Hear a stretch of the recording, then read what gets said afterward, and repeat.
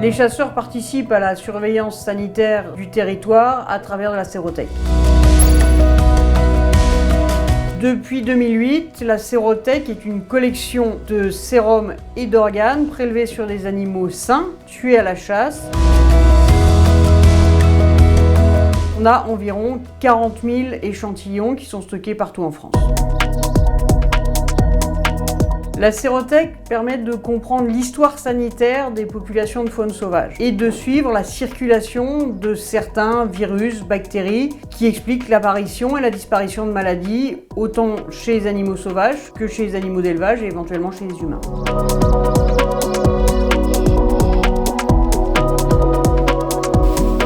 Je travaille sur les maladies à vecteurs, donc agents pathogènes, transmises principalement dans notre cas par les moustiques et les tiques infectés. J'ai travaillé notamment sur le virus de l'encéphalite à tique, TBEV, qui a un réservoir dans la faune sauvage qui va pouvoir être transmis à l'homme par piqûre de tiques infectées. Et dans ces cas-là, l'homme va développer des maladies neurologiques dans 1 à 30% des cas d'infection.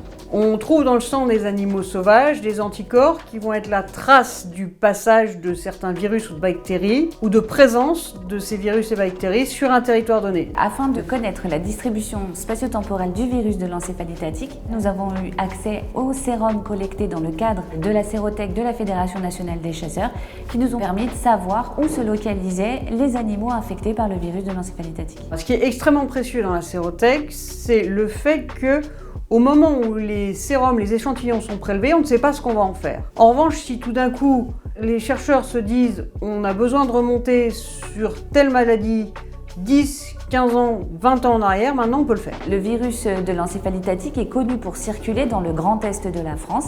Nous avons pu mettre en évidence une localisation bien plus au sud de ces foyers infectieux, avec notamment la présence du virus localisé dans le sud-est, dans la région Auvergne-Rhône-Alpes, mais également des cas détectés en Île-de-France et voire même dans le sud-ouest de la France. Ceci nous permet donc d'alerter les pouvoirs publics quant à la circulation de ce virus et donc mettre en place les mesures de gestion et de contrôle adaptées.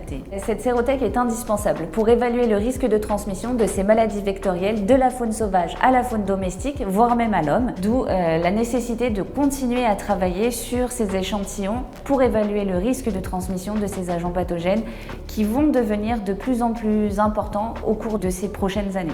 Cette sérothèque est une collection unique en France de sérums dont on n'a pas encore exploré tout le potentiel.